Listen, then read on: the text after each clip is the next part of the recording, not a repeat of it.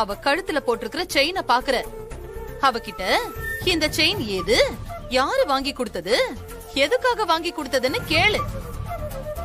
அப்புறம் வந்து உன்னோட நியாயத்தை பேசு, சரியா?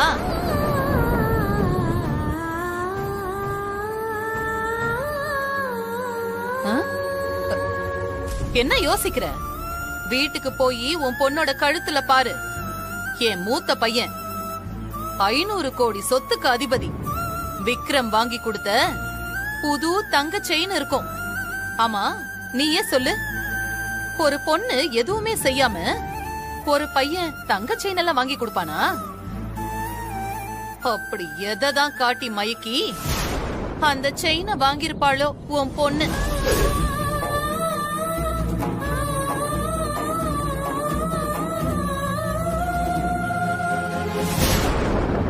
என்ன முறைக்கிற?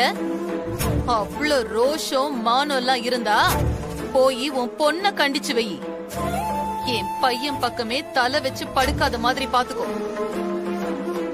அதையும் மீறி உன் பொண்ணு விக்ரம் பக்கம் வந்தான்னு வச்சுக்கோ, அப்புறம் நான் மனுஷியாவே இருக்க மாட்டேன். ஒரு பையன் விஷயத்துலதான் நான் ஏமாந்துட்டேன். இன்னொரு பையன் விஷயத்திலயும் என்ன ஏமாத்திடலான்னு கனவு காணாதீங்க. இந்த வாட்டி நான் வேற மாதிரி இறங்கிடுவேன். என்ன பத்தி உனக்கு நல்லாவே தெரியும்.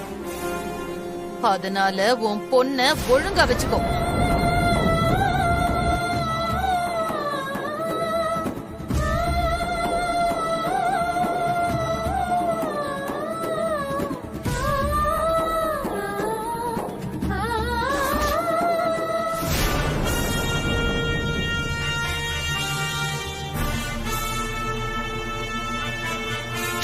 அட என்னக்கா நீ இந்த செயின் மேட்டரை வச்சு இந்த கல்யாணத்தையே நீ நிறுத்திடுவேன்னு பார்த்தா சும்மா அந்த பொம்பளைய மிரட்டி அனுப்புறீங்க. டேய், இந்த கல்யாணத்தை நிறுத்த இந்த காரணம் எல்லாம் பத்தாதுடா. அப்படியே நாம முயற்சி பண்ணா கூட விக்ரமும் விஜயும் இதுக்கு ஒத்துக்க மாட்டாங்க. இந்த கல்யாணம் நடக்கணும், அதுவும் நான் நினைச்ச மாதிரி.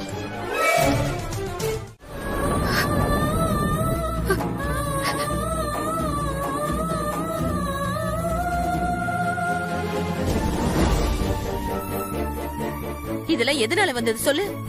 நீ அந்த செயினை வாங்க போய் தானே நமக்கு இவ்வளவு அவமானமோ? இவ பேசாம இருந்திருந்தா அவங்களால இப்படி நாக்கு மேல பல்ல போட்டு பேசிருக்க முடியுமா? சொல்லு. இங்க பாரு மகா, உன்னை நான் கெஞ்சி கேக்குறேன், இதெல்லாம் நமக்கு வேணாண்டி. சொல்லுடி, அம்மாக்காக ஒன்னே ஒண்ணு பண்றியா? செய்றேம்மா. இந்த செயினை நாளைக்கே கொண்டு போய் விக்ரம் தம்பி கிட்ட திருப்பி கொடுத்துட்டு வர. அது மட்டும் இல்ல, இனிமே நீ அந்த தம்பி கிட்ட எப்பவுமே பேசக்கூடாது.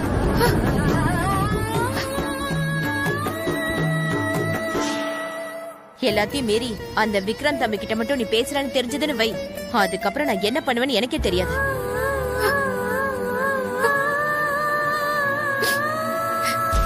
இப்ப என்ன ஜோதி, மகா விக்ரம் கிட்ட பேசக்கூடாது அவ்வளவுதானே?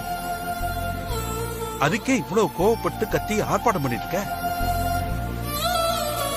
நம்ம பொண்ணு நம்ம பேச்சு என்னைக்காவது மீறி இருக்காளா?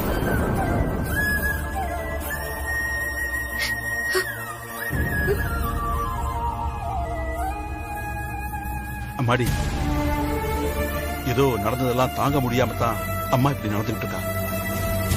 அதெல்லாம் நீ மனசுல வச்சுக்காத. அம்மா சொல்ற மாதிரி நாளைக்கே நீ போய் அந்த செயினை விக்ரம் கிட்ட கொடுத்துட்டு வந்துடு.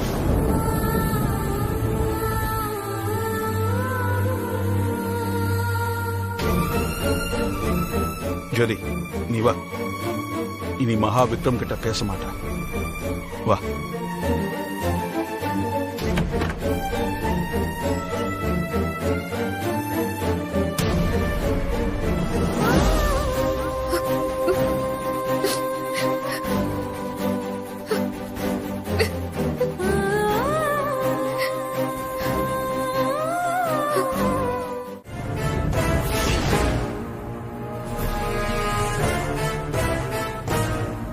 என்னக்கா ஜோதிக்கு கொடுத்த ட்ரீட்மெண்ட் ஒர்க் அவுட் ஆகும்னு நினைக்கிற? என்னோட கணிப்பு சரியா இருந்தா இன்னும் கொஞ்ச நேரத்துல அந்த மகா இங்க வருவா.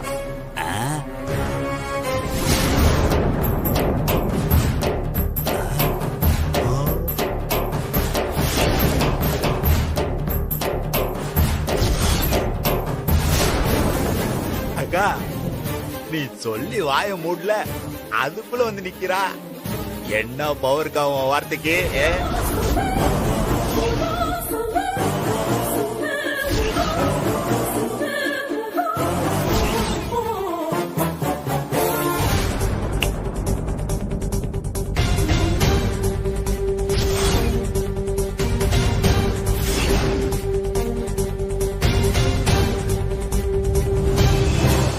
ஏமா மகா, இங்க அக்கா உட்கார்ந்து இருக்கிறது தெரியலையா?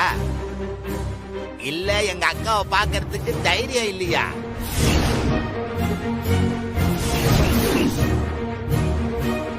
ஆமா, அப்படியே மெதுவா பூனை மாதிரி பம்பிக்கிட்டே போறிய, எங்க போற? வீட்டுக்கு ஓனரம்மா இங்க உட்கார்ந்து இருக்கும் போது நீ உள்ள யார பார்க்க போற? டேய் புலி, அக்கா செல்லத்தை ஏன்டா கலாச்சிட்டு இருக்க? பாவம், அவளே சோகமா இருக்கிற மாதிரி இருக்கு. விக்ரம், இப்போ நீங்க என்ன சொன்னீங்க? அனு இல்லன்னு ஜஸ்ட் எஸ்கேப்னு ஏதோ சொன்னீங்களே. அப்படி இல்ல, கீழே விழுந்த பதட்டத்துல நான் ஏதாவது சொல்லியிருப்பேன். சரி, அதெல்லாம் விடு. ஆமா, என்னாச்சு? நீ ஏன் ஒரு மாதிரி டல்லா இருக்க? இல்ல விக்ரம், நான் ஃபைன் தான். என்னது? நீங்க கொடுத்த செயின் விக்ரம். மகானா, இது உனக்காக வாங்கினது தானே? இப்ப எதுக்கு என்கிட்ட குடுக்குற? விக்ரம் வேண்டாமே, இது எனக்கு வேண்டாம். இது நீங்களே வச்சுக்கோங்க. அப்புறம் ஒரு முக்கியமான விஷயம், இனிமே நான் ஆபீஸ்க்கு எல்லாம் வரப்போறது இல்ல விக்ரம். என்ன மகா நீ சொல்ற? என்னாச்சு? எதுக்கு இப்போ நீ இதெல்லாம் பண்ணிட்டு இருக்க? ஏன் ஆபீஸ் வரமாட்டேன்னு சொல்ற? செயின் வேண்டான்னு கொடுத்த ஃபர்ஸ்ட் நீ, இப்போ ஆபீஸ் வரமாட்டேன்னு சொல்ற. மகா, உனக்கு என்ன ஆச்சு? விக்ரம் இங்க பாருங்க, நீங்களும் நானும் பழகுனதே எங்க அக்காவும் உங்க தம்பியும் ஒண்ணு சேரணும் தானே. அவங்களுக்கு தான் இப்போ கல்யாணமே ஆக போகுது இல்ல. அப்புறம் எதுக்கு நாம இனியும் நாம பேசிட்டு ஆபீஸ்க்கு எல்லாம் வந்துட்டு இருக்கணும் சொல்லுங்க. சத்தியமா நீ என்ன சொல்ல வர்றனே எனக்கு புரியல. இப்ப என்ன சொல்ல வர்ற நீ?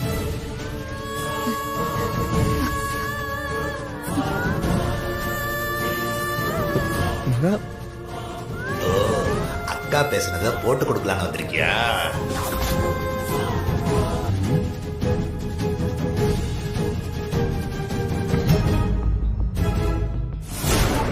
இந்த வீணா போன புலி மாம்சு விக்ரம் ரூம்ல என்ன எட்டி பார்த்துட்டு இருக்கு? என்னவா இருக்கும்? ஏன் என்ன ஆச்சுன்னு தயவு செஞ்சு சொல்லு மகா. எதுக்காக நீ இப்படி எல்லாம் பண்ற? இதுக்கு மேல என்கிட்ட எதுவும் கேட்காதீங்க விக்ரம். நான் உங்க மனசை ஹர்ட் பண்ணிருந்தா என்ன மன்னிச்சிருங்க. நான் வரேன். இரு மகா. மகா, நான் சொல்றத கேள மகா.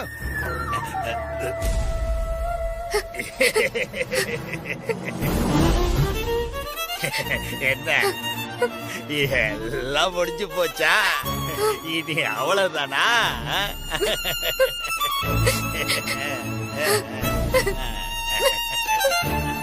என்ன விக்ரம் ரூம்ல இருந்து மகா அழுதுட்டே வெளியே போறாங்க?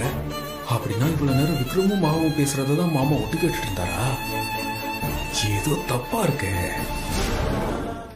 இல்ல இல்ல இல்ல இல்ல, ஆக்சுவலா நான் உங்க அம்மாவை பார்க்கணும். அவங்க கிட்ட கொஞ்சம் பேசணும். கொஞ்சம் கூப்பிட முடியுமா உங்களை? நான் மகா கிட்ட ரொம்ப கோவப்பட்டேனாங்க. என்னதான் இருந்தாலும் நான் அவளை கை நீட்டி அடிச்சுக்கவே கூடாது. ச்சே, அந்த நந்தினி அம்மா பேசின பேச்சை தாங்க முடியாம தான் மகாவை நான் இப்படி அடிச்சிட்டேன். மகா உடைஞ்சு போயிருப்பா.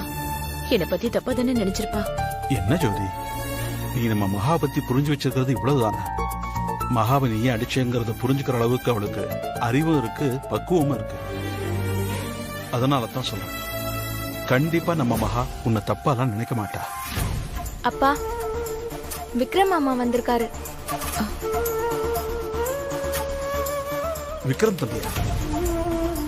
என்னங்க இது? அவர் எதுக்கு இப்ப வந்திருக்காரு? தெரியலையே. ஏன் சுபா உங்ககிட்ட ஏதாவது சொன்னாரா? இல்லப்பா, அவரு அம்மாவை பார்க்கணும்னு தான் சொன்னாரு. என்ன விஷயம்லாம் சொல்லல. சரி ஜோதி, வா பாத்துக்கலாம்.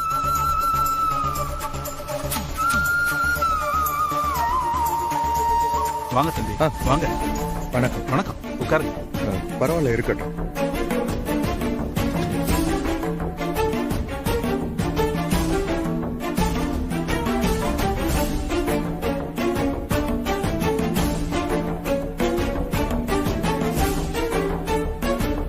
ஆண்டி, கண்டிப்பா நீங்க கோவத்துல இருப்பீங்கன்னு எனக்கு தெரியும்.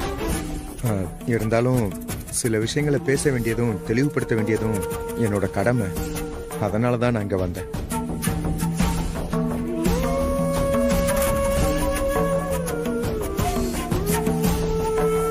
ஆண்டி, நீங்க மனசுக்குள்ள இப்ப என்ன நினைச்சிட்டு இருக்கீங்கன்னு எனக்கு நல்லா தெரியும். ஆனா நான் அந்த செயினை ஒரு எம்டியா மட்டும்தான் மகாவுக்கு நான் வாங்கி கொடுத்தேன்.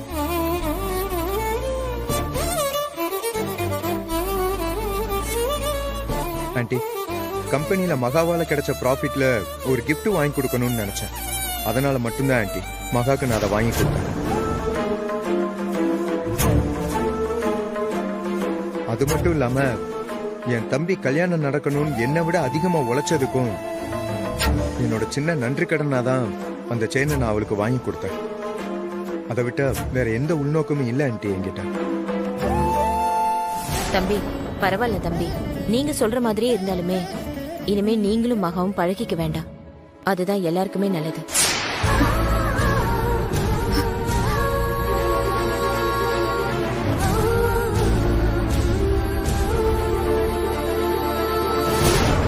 இது மகாவுக்குமே தெரியும். அவளும் இது எல்லாத்தையுமே புரிஞ்சுக்கிட்டு தான் என்கிட்ட பேசி பழகிக்கிட்டு இருக்கான்.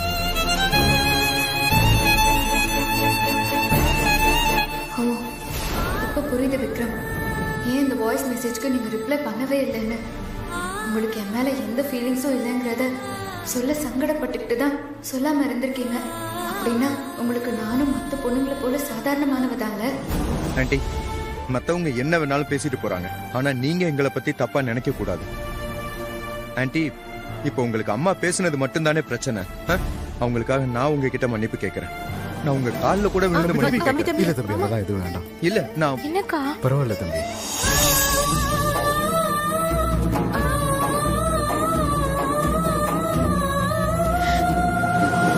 என்ன தம்பி நீங்க எவ்வளவு பெரிய இடத்துல இருக்கீங்க, என் கால்ல போய் விழ வரீங்க. இப்ப என்ன, சம்மந்தி பேசினதை நான் பெருசா எடுத்துக்கூடாது, அவ்வளவுதானே? நான் அதை மறந்துட்டேன் தம்பி. நான் மகா கிட்ட கோவப்பட்டதெல்லாம் நாளைக்கு அவளோட வாழ்க்கை இதனால பாதிச்சிடக்கூடாதுன்ற எண்ணத்துலதான். தயவு செஞ்சு நீங்க என்ன தப்பா நினைச்சுக்காதீங்க. இதுல உங்களை தப்பா நினைக்க என்ன ஆண்டி இருக்கு? ஒரு பொண்ணை பெத்த அம்மாவா நீங்க சரியாதான் யோசிச்சிருக்கீங்க. ஆனா எங்களுக்குள்ள அப்படி எதுவுமே தப்பா இல்லாத பட்சத்துல நீங்க ரெண்டு பேருமே பயப்பட வேண்டியதே இல்லைன்னு சொல்லிட்டு போறதுக்கு தான் நான் வந்தேன். தம்பி, நீங்க எங்க குடும்பத்துக்கு எந்த கெடுதலும் நினைக்க மாட்டீங்கன்னு 100% நம்பிக்கை எங்களுக்கு இருக்கு. ரொம்ப தேங்க்ஸ் அங்கிள். உங்க நம்பிக்கைய நான் எப்பவுமே காப்பாத்துவேன். அப்புறம் ஒரு விஷயம். சொல்லுங்க தம்பி. மகா, ஒரு நிமிஷம் வா.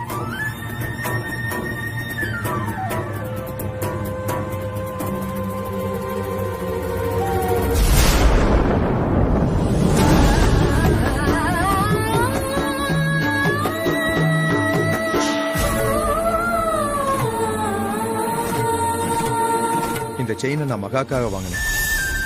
இது அவளோட உழைப்புக்கான பரிசு. ஆண்டி, இது கண்டிப்பா மகா கிட்ட தான் இருக்கணும். இது திரும்ப என்கிட்ட வரவே கூடாது ஆண்டி.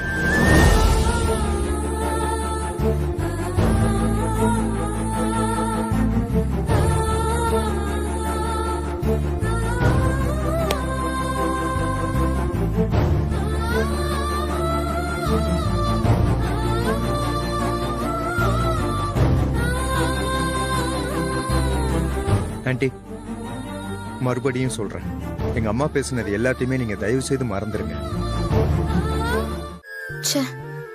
உண்மையாவே விக்ரம் கிரேட் தான்ல. அவரால எனக்கு கெட்ட பேர் வந்துடக்கூடாதுன்னு அம்மா கால்ல கூட விழ தயாரா இருந்திருக்காரு. அவரோட ஸ்டேட்டஸ்க்கு இந்த அளவுக்கெல்லாம் இறங்கி வரணும்னு அவசியமே இல்லை. ஆனா எனக்காக தானே அப்படி செஞ்சிருக்காரு.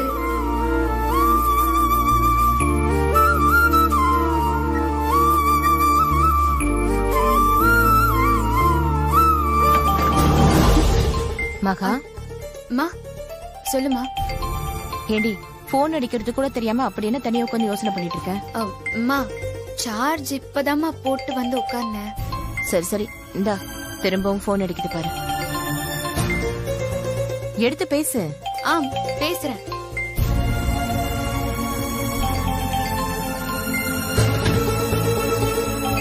ஹலோ ஹலோ மகா. சொல்லுங்க விக்ரம், நான் தான் பேசுறேன். இல்ல புதுசா பேசுற மாதிரி ஹலோன்லாம் கேட்டல, அதனாலதான் ஒரு சின்ன டவுட் ஆயிடுச்சு. அப்படியெல்லாம் இல்ல விக்ரம், நான் கேஷுவலா தான் ஹலோ சொன்னேன். சரி சரி, அதெல்லாம் விடு. மகா, உங்ககிட்ட எனக்கு ஒரு இம்பார்ட்டன்டான விஷயம் பேசணும்.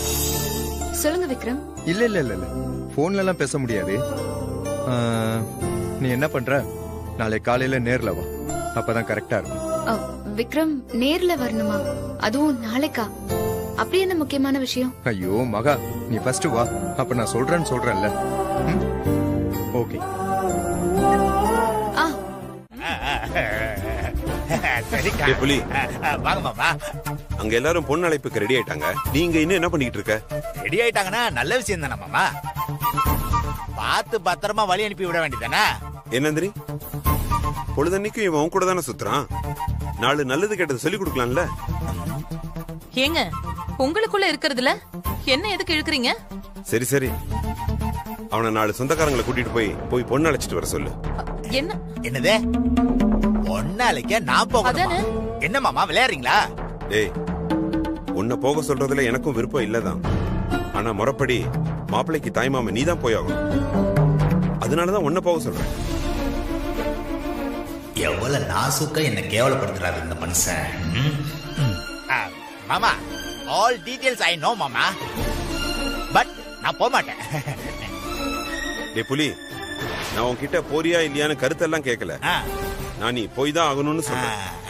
நீ மட்டும் போகலன்னு வை, உன்னை இந்த வீட்டை விட்டே துரத்தி விட்டு ஒழுங்கா போயிட்டு வர வழியை பாரு.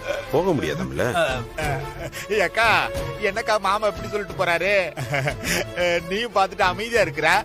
டேய் புலி, நீ அங்கதாண்டா போயாகணும். என்னக்கா நீ அதே மாதிரி சொல்ற? ஆமாண்டா, அங்க என்ன நடக்குதுன்னு முதல்ல நமக்கு தெரியணும். அதனாலதான் உன்னை அங்க அனுப்புறேன். நீ போய் அங்க நடக்கிறது எல்லாம் பார்த்து சொல்லு. அப்பதான் நான் இங்க பிளான் பண்ண முடியும். ஒரு சம்பிரதாயத்துக்கு சிம்பிளா செஞ்சிருக்கலாம்ல. அப்படியெல்லாம் எதுவும் இல்ல மாமா. அக்கா கல்யாணத்துல எந்த விஷயத்திலயும் குறை வந்துட கூடாது இல்ல? அட என்னம்மா நீ, இங்க யார் உன்னை குறை சொல்ல போறாங்க?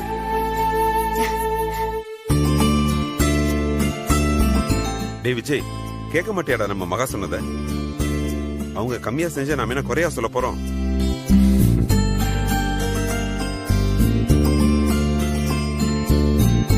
டேய் விஜய், நீ வந்தவங்களை கவனி, நான் போய் மத்த வேலையை பாக்குறேன். சரிங்க. சரியா? எல்லாருக்கும் என்ன வேணும்னு பாத்துக்கோ. ஸ்வேதா, வந்தவங்களுக்குலாம் காஃபி போட்டு கொடு போ. சரிங்க. ஸ்வேதா, எனக்கு ஒரு காஃபி. எல்லாரும் ஸ்ட்ராங்கா உட்காருங்க. பெருமாள், நான் சொன்ன வேலையை போய் பாரு. சீக்கிரம் போ. போடா. நீங்க என்ன சொன்னீங்க? போடா, போய் வேலையை பாரு. மகா, உங்ககிட்ட கொஞ்சம் தனியா பேசணும். கொஞ்சம் அப்படி வாங்கல. தனியாவா? என்ன விஷயம்? ரொம்ப முக்கியமான விஷயம் தான் சொல்றேன், வாங்க. அட சொல்லுங்க விஜய். கொஞ்சம் வாங்கல, வாங்க.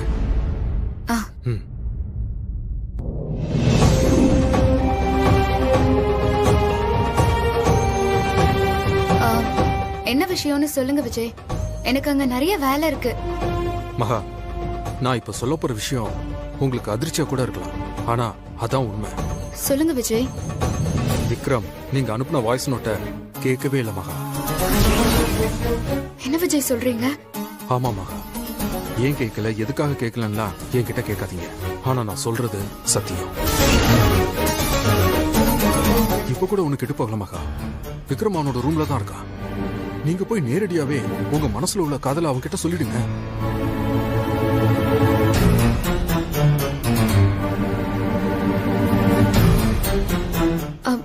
இல்ல விஜய், அது வந்து எதுக்கு மகா இப்ப நீங்க தயங்குறீங்க?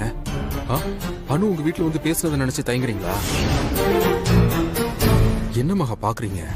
எனக்கு எல்லாமே தெரியும். அனு பேசுனதெல்லாம் ஒரு விஷயமே கிடையாது. அதையும் உங்க காதலையும் போட்டு குழப்பிக்காதீங்க. மனசுக்கு பிடிச்ச சில விஷயங்களை செய்யறதுக்கு மூளைக்கிட்ட அனுமதி கேட்கவே கூடாதுங்க. அதுல முக்கியமான ஒண்ணு காதல். காதலிக்க மனசு சம்மதிச்சா மட்டும் போதும். அதை நம்ம செஞ்சிடணும். உங்க அம்மா உங்ககிட்ட சொன்னதெல்லாம் நினைச்சு போட்டு குழப்பிக்காதீங்க. காதல சொல்றதுக்கு நேரம் காலம்லாம் முக்கியமே இல்லை. அந்த காதல் ஜெயிக்குதா இல்லையாங்கிறது தான் முக்கியம். வா, கம், உட்கார்.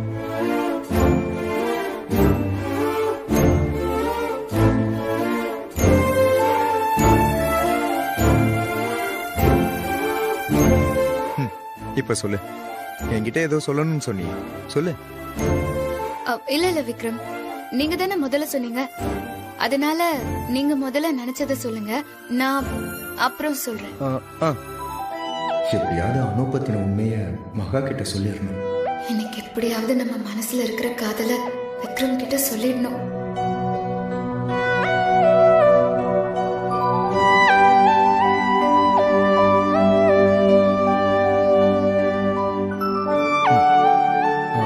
ஓகே மகா, நானே ஃபர்ஸ்ட் சொல்லிடுறேன், சரியா?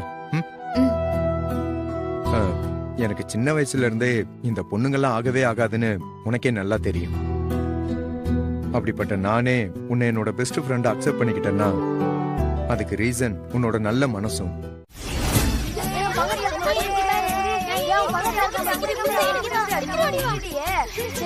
முதல்ல அக்காவுக்கு போன் பண்ணி இவங்கெல்லாம் ஒரு மார்க்கமா இருக்காங்கன்னு சொல்லிடுறேன்.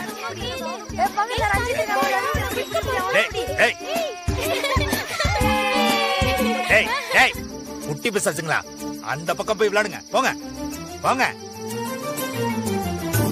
ஏய், என்ன முறைக்கிற? பாடா, வெம்பி போன வெள்ளரி பிஞ்சு மாதிரி இருந்துகிட்டு பார்வைய பாரு.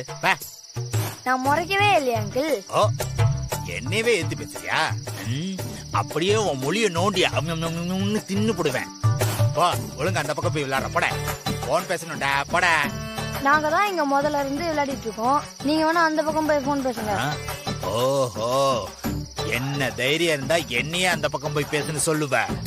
நல்லா வேக வச்ச வெங்காயம் மாதிரி இருந்துகிட்டு என்னடா முறைக்கிற அப்படி நசிக்கிறவன். போட, போடான்றல்ல, உனக்கு அவ்வளவு துமுற ஒன்ன. போட. ஏய், அடுத்து உங்களுக்கு தான். போ போ போ போ. யாரும் இந்த பக்கம் வரவே கூடாது. ஏய், எல்லாம் போயிட்டாங்க, போட. என்னடா முறைச்சிக்கிட்டே நிக்கிற? ஏய், போட. சொல்லு புலி, என்ன நடக்குதுங்க? அக்கா, அது ஏங்கா கேக்குற? இங்க எல்லாரும் கூத்து கும்பலுமா ஜாலியா இருக்காங்கக்கா. அக்கா, அதான் ஒரு பாட்டு இருக்கேக்கா, தாண்டியா ஆட்டமும் ஆட தசரா கூத்தமும் போட. அது மட்டும் தான்க்கா இங்க இல்ல, மத்த எல்லாமே இருக்குது. என்னடா சொல்ற? அப்படின்னா வழக்கம் போல உன் திறமையை காட்டி அவங்கள அப்செட் பண்ண வேண்டியது தானே? அக்கா, நான் சும்மாவா இருப்பேன்? அதையும் பண்ணி பார்த்துட்டேன். அந்த கணேசனையும் ஜோதியையும் எவ்வளவோ அவமானப்படுத்தி பேசி பார்த்துட்டேன். அவங்க முகத்துல சிரிப்பு ரியாக்ஷனை தவிர வேற எதுவுமே இல்லக்கா. அப்புறம் என்ன, நானே டயர்டாய் வந்துதான் உன்கிட்ட போன் பண்ணி பேசிக்கிட்டு இருக்கேன். டேய், நீ இப்படி சொன்னா எப்படிடா? ஏதாவது பண்ணுடா. அக்கா, எனக்கு என்னமோ அவங்க எல்லாத்துக்கும் தயாராகிதான் இந்த கல்யாண வேலையை ஆரம்பிச்சிருப்பாங்க போல. அக்கா, நாம தான் பார்த்து ஜாக்கிரதையா காய் நவுத்தனுக்கா. ஓ, அந்த அளவுக்கு போயிட்டாங்களா? நீ போன வை. அவங்கள என்ன பண்ணணும்னு எனக்கு தெரியும், நான் பாத்துக்கிறேன். சரிக்கா, நீ ஏதாவது பண்ணுக்கா. விக்ரம், அப்போ அனு நடிக்க வந்தவளா? Okay okay. ஆமா மகா, எனக்கு வேற வழி தெரியல. எப்படியாவது விஜயோட கல்யாணத்தை நடத்தணும் தான் நான் இதை பண்ண வேண்டியதா போச்சு.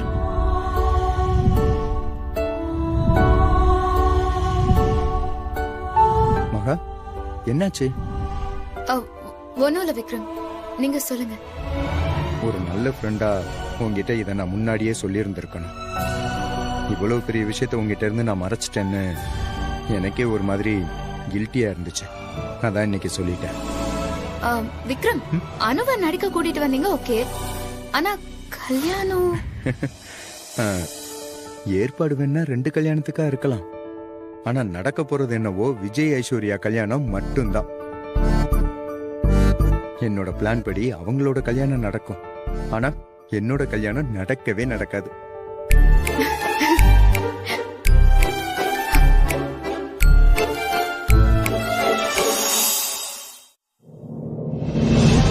சொல்லு அபி, என்ன பேசணும்?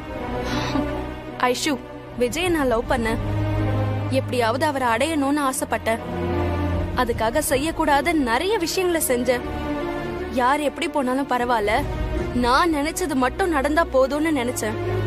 ஆனா நான் செஞ்சதெல்லாம் தப்புன்னு இப்பதான் எனக்கு புரிஞ்சுது.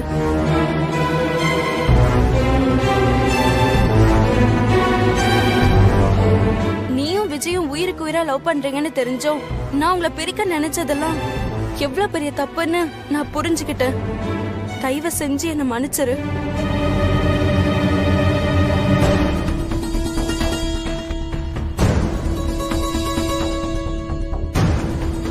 அபி, நிஜமாவே நீதான் பேசுறியா?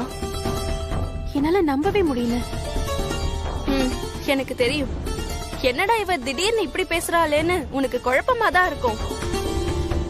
உண்மை என்னன்னா, உனக்கு கல்யாணம்னு முடிவு பண்ணப்போ நான் பண்ணதெல்லாம் எவ்வளவு பெரிய முட்டாள்தானோன்னு எனக்கு புரிஞ்சிருச்சு. அதனாலதான் நான் என்னோட மனசை மாத்திக்கிட்டேன். நான் ஒன்னு சொல்லவா? எப்படி பார்த்தாலும் விஜய்க்கு என்னை விட நீதான் பொருத்தமானவ. உன்ன மாதிரிலாம் என்னால பொறுமையாலாம் இருக்க முடியாது. அதனால நீங்க 2 பேரும் ஒண்ணு சேர்றதுதான் கரெக்டா இருக்கும். அந்த வகையில எனக்கு இப்போ சந்தோஷமா தான் இருக்கு.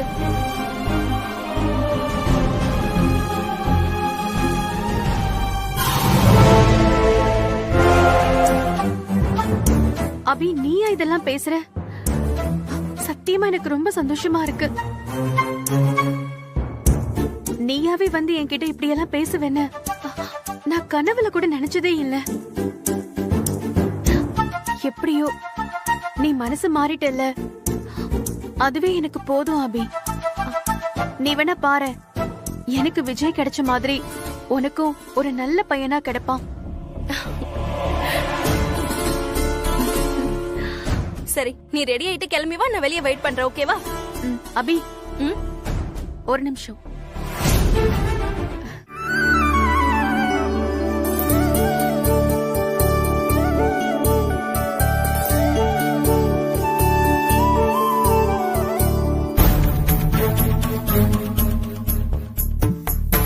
என்ன 2 பேரும் பயங்கர சந்தோஷமா இருக்கீங்க போல இருக்கு. இருக்காதா பின்ன? எப்படியோ நினைச்சதை சாதிச்சிட்டீங்கல்ல, அப்ப சந்தோஷமா தானே இருக்கும்.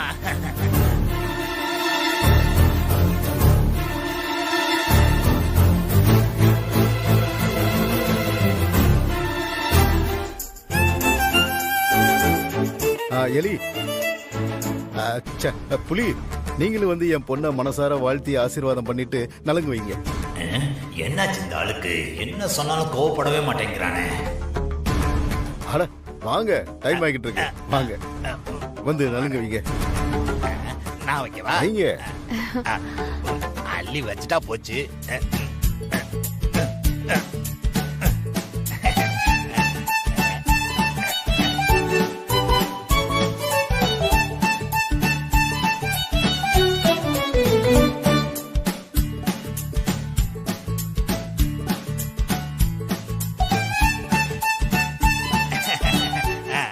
எல்லாத்துக்கும் சந்தோஷமா? அபி, சரி வா. அட வா, சொல்றாங்களா, வா சீக்கிரம் வா. நானே வச்சுட்டேன், நீ போய் வை.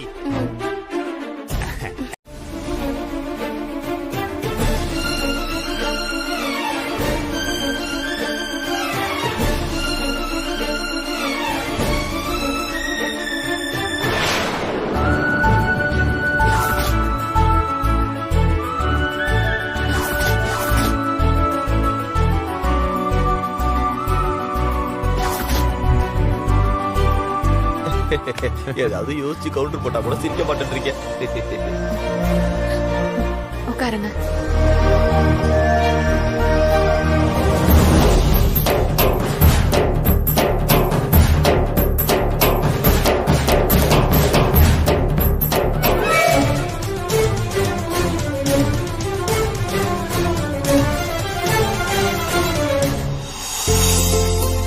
புடிங்க.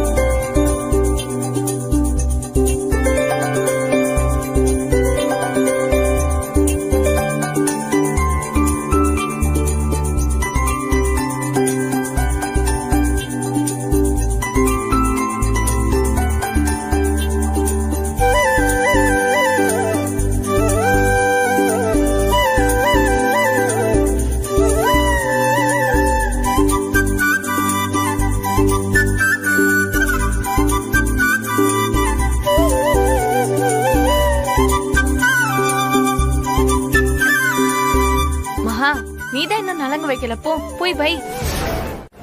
வா. சொல்லுங்க ஆண்டி. ஏய், நான் உன்கிட்ட என்ன சொன்னா நீ என்ன பண்ணிட்டு இருக்க? என்ன சொன்னீங்க? நான் என்ன பண்ண? இப்படி தத்தி மாதிரி எல்லாத்தையும் மறந்துட்டு கேள்வி கேக்குறியே, உனக்கெல்லாம் வெக்கமா இல்ல? ஏய், விக்ரம் கிட்ட மகாவை நெருங்க விடக்கூடாதுன்னு உன்கிட்ட நான் சொன்னனா இல்லையா? ஆமா சொன்னீங்க. இப்பதான் உனக்கு அது ஞாபகத்துக்கே வருதுல்ல? அந்த அளவுக்கு மயக்கத்துல தெரிஞ்சிட்டு இருக்க. ஏய், பொண்ணு நான் இங்க வச்சிட்டு இருக்கிறதுக்கு காரணமே நான் சொல்றது எல்லாம் நீ செய்யணும்னு தான். அதை விட்டுட்டு இப்படியே சும்மா திரிஞ்சேன்னு வெயி, அப்புறம் நான் மனுஷியாவே இருக்க மாட்டேன் பாத்துக்க. இப்போ என்ன நடந்துச்சுன்னு இவ்ளோ கோவமா பேசிட்டு இருக்கீங்க ஆண்டி? ஏய், இன்னும் என்னடி நடக்கணும்?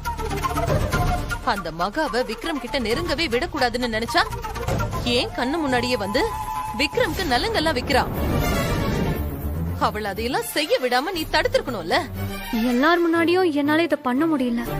ஆனா அந்த இடத்துல எனக்குமே நலங்கு வைக்கும் போது என்ன பண்றதுன்னு தெரியாம அப்படியே விட்டுட்டேன்.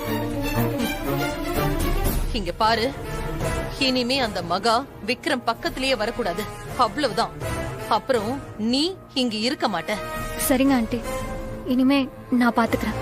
சொல்லாத, செய், போ.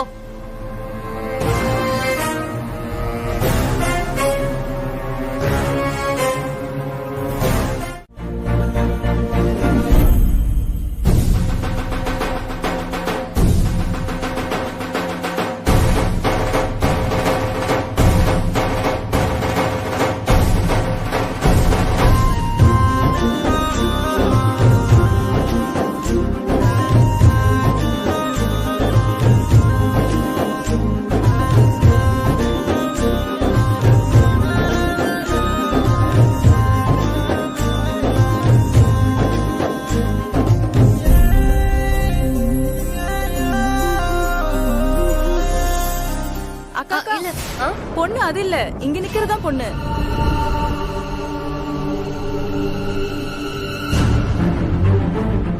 அப்படியா?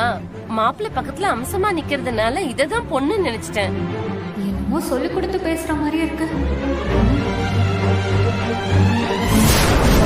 நீ கோச்சுக்காதடியம்மா. சாரி சாரிம்மா.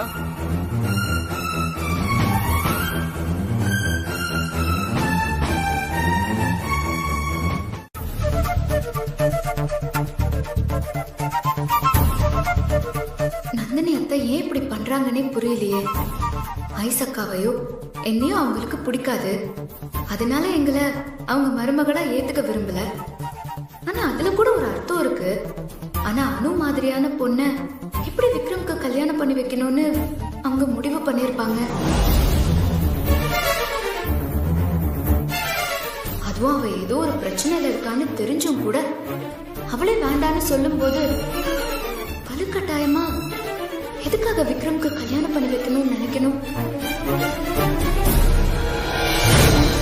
இது தப்பா இருக்கே. விக்ரம் என்னடான்னா அனு இன்னைக்கு நைட்டோட ஓடி போயிடுவான்னு நினைச்சிட்டு இருக்காரு. இவங்க என்னடான்னா அவளை எப்படியாவது விக்ரம்க்கு கட்டி வச்சே ஆகணும்னு பிளான் போட்டுட்டு இருக்காங்க. அவ யாரு என்னன்னு விக்ரம்கே தெரியாதுங்கும் போது எதுக்காக இவங்க இப்படி பண்ணணும்? அப்படின்னா விக்ரம் வாழ்க்கை எப்படி போனாலும் பரவாயில்ல, அவங்களுக்கு அனு இங்க இருக்கணும் தானே அர்த்தம். எந்த அம்மாவாவது இப்படி எல்லாம் யோசிப்பாங்களா? இன்னமும் பெருசா தப்பா இருக்கு. சொல்லு மகா, எதுக்காக வர சொன்ன? அண்ணா, உண்மையிலேயே இங்க என்ன நடந்துட்டு இருக்குன்னு எனக்கு சுத்தமா ஒண்ணுமே புரியலண்ணா. விடிஞ்சா கல்யாணம், ஆனா அது ஒழுங்கா நடக்குமான்னு எனக்கு ஒரு மாதிரி பயமா இருக்குண்ணா. என்ன மகா திடீர்னு எப்படி சொல்ற? எல்லாம் நல்லபடியா தானே போயிட்டு இருக்கு. என்ன பிரச்சனை அதுல? இல்லண்ணா, பெருசா ஏதோ தப்பு நடக்க போகுது, அதான் எனக்கு பயமாவே இருக்கு. அப்படி என்ன நடக்குது மகா? முழுசா சொல்லு. ஏற்பாடு வேணா 2 கல்யாணத்துக்கா இருக்கலாம். ஆனா நடக்க போறது என்னவோ விஜய் ஐஸ்வர்யா கல்யாணம் மட்டும்தான். என்னோட பிளான் படி அவங்களோட கல்யாணம் நடக்கும். ஆனா என்னோட கல்யாணம் நடக்கவே நடக்காது.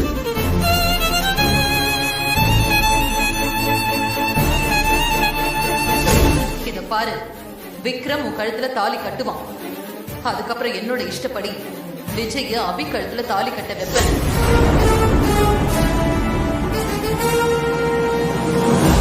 என்ன மகா சொல்ற? இவ்வளவு விஷயம் நடந்திருக்கா? உனக்கே இப்படி இருக்கும்போது எனக்கு எப்படி இருக்கும்னு கொஞ்சம் யோசிச்சு பாரு. இந்த விஷயம் எல்லாம் தெரிஞ்ச நொடியில இருந்து எனக்கு மண்டைய வெடிச்சு போற மாதிரி இருக்குண்ணா. விக்ரம் பண்றதுல கூட ஒரு அர்த்தம் இருக்குன்னு புரிஞ்சுக்கலாம். அவருக்கு மேரேஜ் பண்ணிக்க விருப்பம் இல்ல, விஜய்க்காக தான் இப்படி பிளான் போடுறாருன்னு விட்டுடலாம். ஆனா அத்தையும் இப்படி எல்லாம் பண்றாங்க. அதுவும் இவ்வளவு வலுக்கட்டாயமா அனுவை எதுக்காக விக்ரம்க்கு கல்யாணம் பண்ணி வைக்கணும்னு முயற்சி பண்ணணும்? இது மட்டும் தான் எனக்கு புரியவே மகா. எனக்கும் அதே டவுட் தானா. முதல்ல அத்தை ஏன் அப்படி பண்ணணும்னு நினைக்கிறாங்கன்னு நம்ம கண்டுபிடிச்சே ஆகணும். அப்போதான் இந்த மொத்த பிரச்சனையையும் நம்மளால சரி பண்ண முடியும். சரி, ஆனா அதை எப்படி கண்டுபிடிக்கிறது? விடிஞ்சா கல்யாணம், நமக்கு தான் கொஞ்சம் கூட டைமே இல்லையே.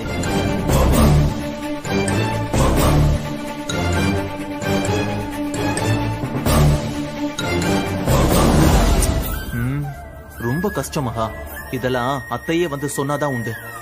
ஆனா அப்படியே நடக்க வாய்ப்பே கிடையாது. ஆஹா, இல்லண்ணா, ஒருத்தர் இருக்காரு. யாரு? அத்தையோட தம்பி புலி. அந்த ஆளா?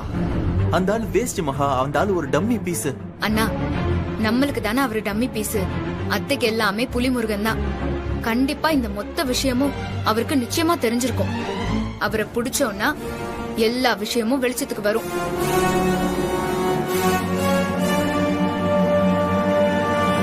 சரி மகா, நீ சொல்ற மாதிரி அவருக்கு எல்லாமே தெரிஞ்சிருக்குன்னே வச்சுக்கோ.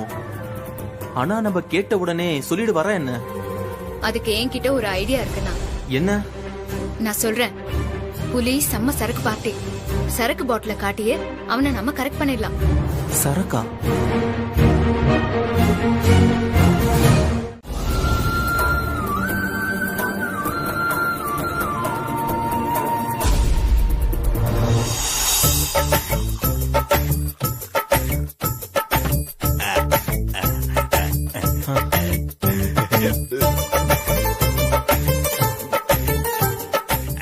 ஏப்பா, சரக்கு ஃபாரின், ஐடிஸ் வந்து லோக்கல், காம்பினேஷன் சரியில்லையே. ஃபாரின் சரக்கு சித்தப்பு. புரியுது புரியுது நீ சொல்றது. அதாவது ஒரு ரேஞ்சுக்கு சரக்கு, ஏன் ரேஞ்சுக்கு சைடிஸ், அப்படித்தானே சொல்றேன். குடிங்க சித்தப்பு. ஆனாப்பா, உனக்கு எவ்வளவு தங்கமான மனசு. ஆமா, இது எனக்கு இவ்வளவு நேரம் தெரியாமையே போயிருச்சே. இல்லன்னா பல ரவுண்டு போயிருக்குமே.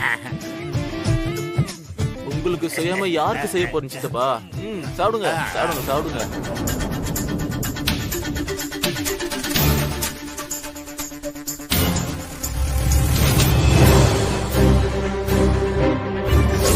அத்தைக்கு எல்லாமே புலிமுருகன் தான்.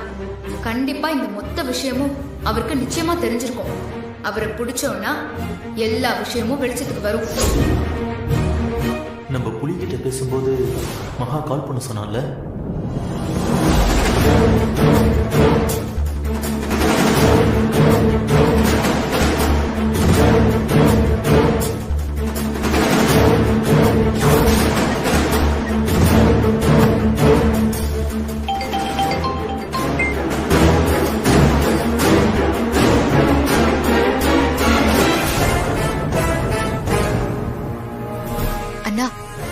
அவர் குடிச்சிட்டு போதையில இருந்தாருன்னா அவர்கிட்ட நைசா விக்ரம் பத்தி பேச்சு கொடுங்க.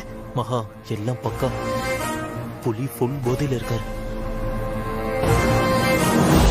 ஏன் சித்தப்பா உங்க வீட்ல எல்லாரும் ஒரே மாதிரி இருக்கீங்க, ஆனா விக்ரம் மட்டும் தனியா வேற குணத்தோட இருக்காரு, அது எப்படி? ஓ யாரு விக்ரம் கண்ண கேக்குறியா நீ? நாங்க புலி குடும்பம், அவன் பூனை குடும்பம். என்ன சித்தப்பு பூனை புலின்னு ஒரே குழப்பமா இருக்கு சித்தப்பு, கொஞ்சம் புரியுற மாதிரி சொல்லுங்க. அது எங்க அக்கா அவனை வளர்த்துச்சு.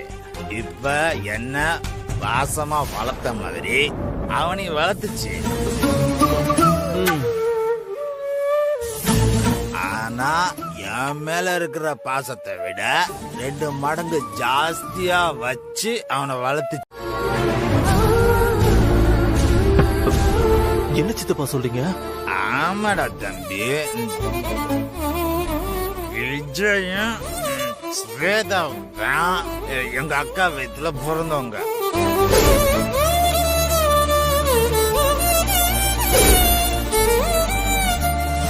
விக்ரம் எங்க அக்கா சின்ன வயசுல இருந்து எடுத்து வளர்த்துக்கிட்டு வருது.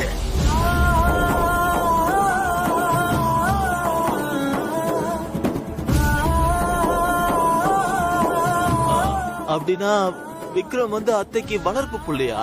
அட என்னப்பா நீ மவனே சரவணா, வளர்த்த புள்ளனா அவங்க வளர்த்தவங்க.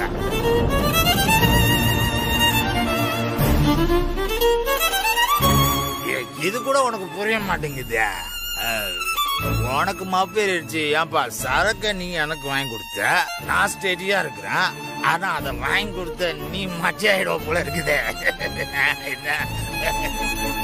அண்ணா, விக்ரம் நந்தினி அத்தையோட வளர்ப்பு புள்ளனா விக்ரமோட உண்மையான அம்மா யாருன்னு கேளுங்க. சித்தப்பா, அப்போ விக்ரமோட உண்மையான அம்மா யார் சித்தப்பா? இப்ப அவங்க எங்க இருக்காங்க? ஐயோ, அதெல்லாம் பெரிய கதை. அதெல்லாம் இப்போ அந்த ஒரு புல்லுல சொல்லிட முடியாதுப்பா, அவ்வளவு. சித்தப்பு, உங்களுக்கு இன்னும் இது மாதிரி எவ்வளவு சரக்கு வேணாலும் வாங்கி தரேன்.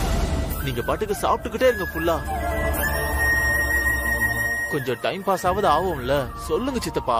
அட என்னப்பா நீ விட மாட்ட போல இருக்குதா? விக்ரமோட அம்மா இருக்காங்களா, அவங்களும் எங்க அக்காவும் ரொம்ப க்ளோஸ் ஃப்ரெண்ட்ஸ்.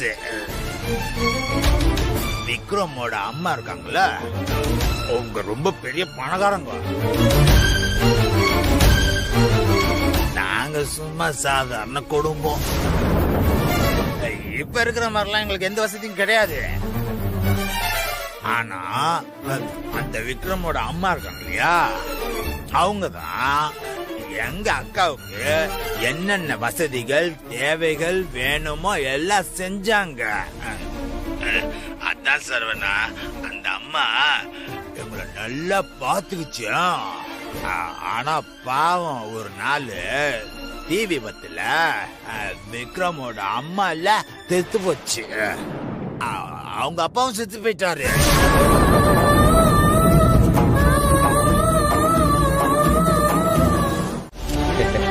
குட்டி பாஸ், ஹனிமூனுக்கு எங்க போலான்னு பிளான் எதுவும் போட்டு வச்சிருக்கீங்களா இல்லையா?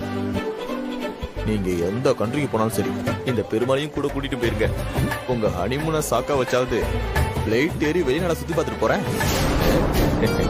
அட ஏன் நீ வேற, நானே எப்போ என்ன ஆகும்னு நினைச்சு பக்கு பக்குன்னு இருக்கேன். அதுக்குள்ளேயே நீ ஹனிமூனுக்கு போயிட்டியா? ஐயோ, அப்படிலாம் நீங்க யோசிக்க கூடாது. விடிஞ்சது தாலி கட்டுறீங்க, அதுல எந்த மாற்றமும் இல்ல. நீங்க எந்த கண்ட்ரின்னு மட்டும் சொல்லுங்க, டிக்கெட் போடுற வேலையை நான் இங்க இருந்து முடிச்சிடறேன். அதெல்லாம் ஒண்ணு வேணாம், முதல்ல நான் தாலி கட்டிடுறேன், அதுக்கப்புறம் எதுவா இருந்தாலும் பாத்துக்கலாம். உஷாரா இருக்கீங்களா குட்டி பாஸ்?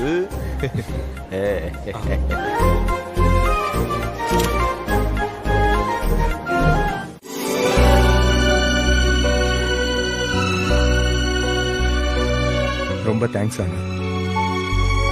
உண்மையிலேயே நீ எனக்கு செஞ்சிருக்கிறது மிகப்பெரிய ஹெல்ப். தெரியல, உன்னோட இடத்துல வேற ஒரு பொண்ணு இருந்திருந்தா நான் சொன்னதெல்லாம் ஒத்துக்கிட்டு இந்த மாதிரிலாம் நடிச்சிருப்பாளான்னு சத்தியமா எனக்கு தெரியல. You are really great Anu. Thank you so much. என்ன விக்ரம் நீங்க இவ்வளவு பெரிய வார்த்தையெல்லாம் பேசுறீங்க? இன்னைக்கு நான் உயிரோட இருக்கேன்னா அதுக்கு காரணமே நீங்க தான்.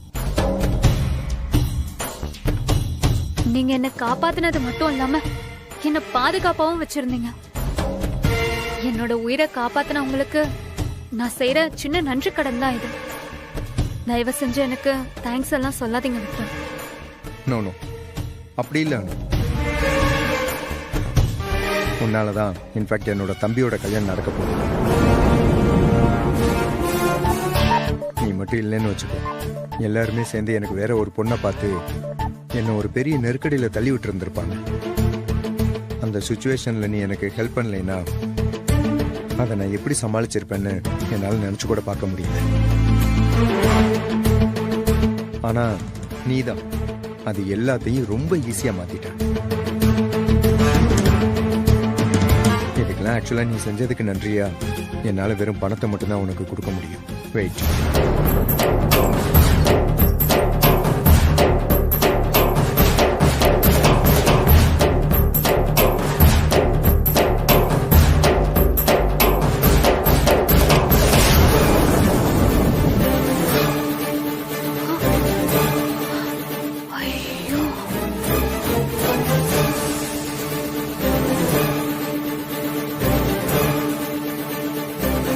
Take it. This is yours.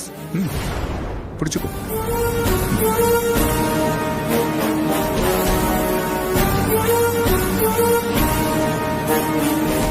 நான் ஏற்கனவே உனக்கு கொடுத்த வாக்குப்படி இதுல 50 lakhs இருக்கு. அனு, நீ எனக்கு செஞ்ச இந்த மிகப்பெரிய உதவிக்கு என்னால கொடுக்க முடிஞ்ச ஒரு சின்ன அன்பளிப்பு. என்ன விக்ரம் நீங்க 50 லட்சத்தை கொடுத்துட்டு சின்ன அன்பளிப்புன்னு அசால்ட்டா சொல்றீங்க? உயிர் பொழைச்சிருவேனா இல்லையான்னு தெரியாம இருந்த என்ன காப்பாத்தி எனக்கு ஒரு புது வாழ்க்கையை அமைச்சு கொடுத்து இவ்வளவு பெரிய உதவியை செஞ்சிருக்கீங்க. நீங்க தாங்க உண்மையிலேயே கிரேட். என்னோட உயிர் இருக்கிற வரைக்கும் நான் உங்களை மறக்கவே மாட்டேன் விக்ரம்.